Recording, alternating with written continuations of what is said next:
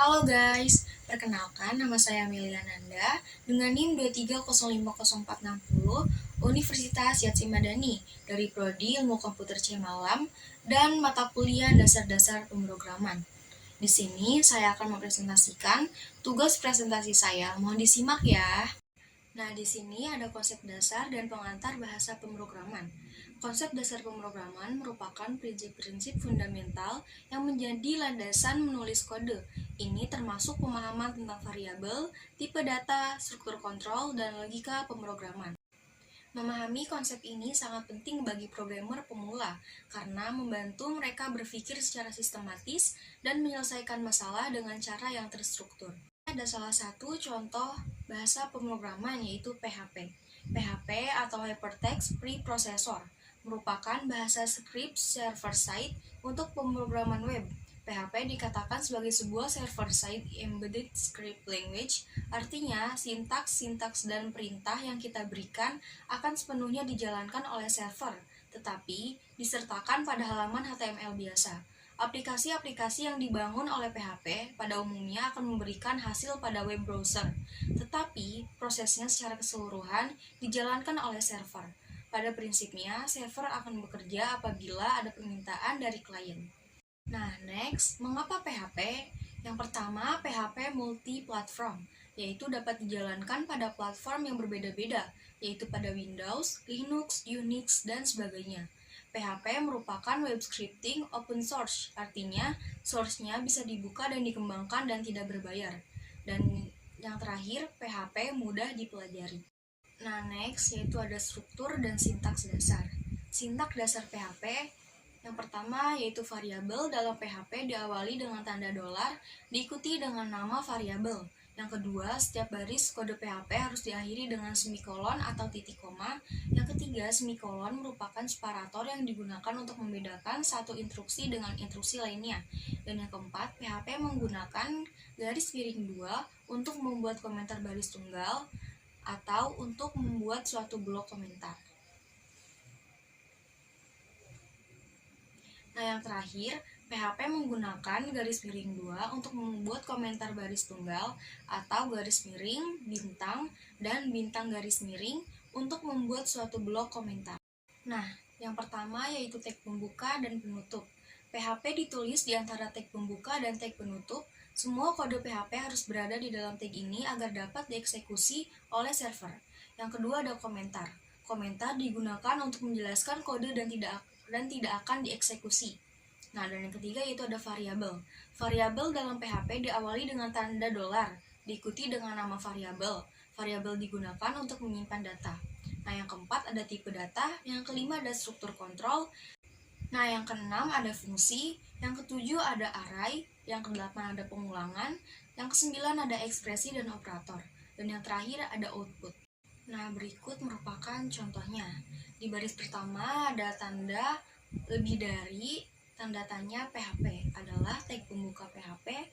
Nah, dan di baris kedua ada echo, buka kurung hello world, tutup kurung, dan diberi tanda semikolon adalah perintah untuk mencetak teks ke layar. Tanda kutip 2 digunakan untuk menandai string dan setiap pernyataan diakhiri dengan tanda titik koma atau semikolon. Nah, di baris terakhir ada tanda tanya dan kurang dari adalah tag penutup PHP. Nah, next ada logika pemrograman dasar. Logika pemrograman adalah serangkaian prinsip dan aturan yang digunakan untuk mengembangkan algoritma dan menyelesaikan masalah dalam pemrograman. Logika ini berfokus pada bagaimana suatu program dapat mengambil keputusan berdasarkan kondisi tertentu dan bagaimana data dapat diproses untuk mencapai hasil yang diinginkan. Logika ini sangat penting dalam pemrograman karena untuk pengambilan keputusan, efisiensi, debugging, dan pemecahan masalah. Konsep dasar logika pemrograman meliputi pernyataan kondisional, yaitu menggunakan pernyataan seperti if, else if, dan else untuk membuat keputusan berdasarkan kondisi tertentu. Perulangan menggunakan struktur seperti for, while, atau do while untuk mengulangi eksekusi blok kode berdasarkan kondisi tertentu. Nah, dan yang ketiga yaitu ada operasi logika menggunakan operator logika seperti AND, OR, dan not untuk menggabungkan atau mengembalikan kondisi. Nah, dan yang terakhir yaitu fungsi dan prosedur. Nah, dan yang terakhir ada fungsi dan prosedur, yaitu mengorganisir kode ke dalam blok yang dapat dipanggil berulang kali, memungkinkan program untuk memecah masalah menjadi bagian yang lebih kecil. Nah, dan berikut merupakan contohnya. Nah, di baris pertama yaitu ada variabel menyimpan nilai umur yang akan diperiksa dalam contoh ini menggunakan angka 20. Nah, yang kedua ada if, yaitu mengevaluasi apakah kondisi pertama terpenuhi, yaitu umur lebih dari 13. Jika benar, maka akan mencetak kategori anak-anak. Nah, yang ketiga yaitu else if.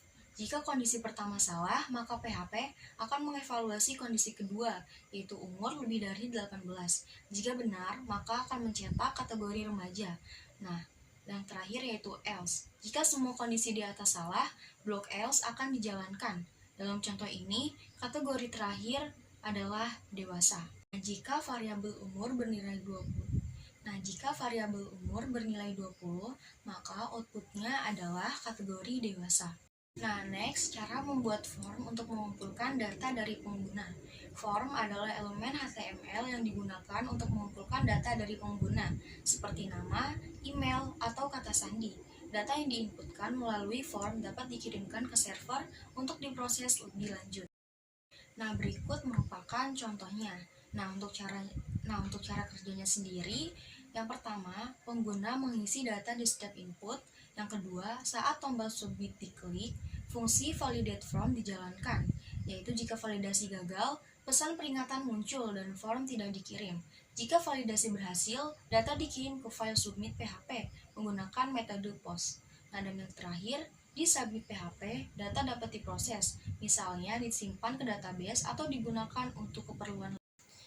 Next ada struktur kontrol.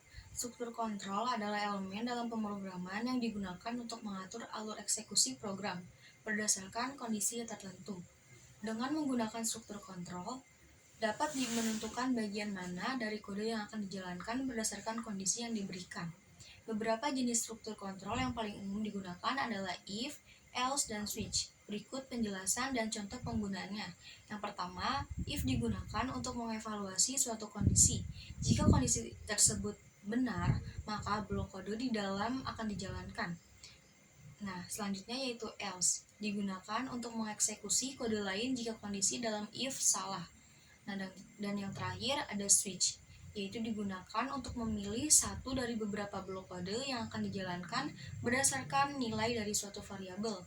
Biasanya digunakan jika ada banyak kondisi yang perlu diperiksa berdasarkan nilai yang sama. Di sini ada contoh if dan else. Program memeriksa apakah nilai lebih besar atau sama dengan 80. Jika benar, maka akan mencetak lulus dengan predikat baik sekali. Dan jika salah, maka mencetak lulus dengan predikat cukup. Berikut merupakan contoh dari switch.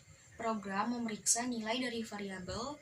Berdasarkan nilai variabel, program akan mencetak hari pertama kerja, hari kedua kerja, atau hari ketiga kerja. Jika nilai hari tidak cocok dengan salah satu nilai yang diberikan, Senin, Selasa, atau Rabu, maka program akan mencetak hari libur. Next, yang terakhir yaitu ada perulangan atau looping.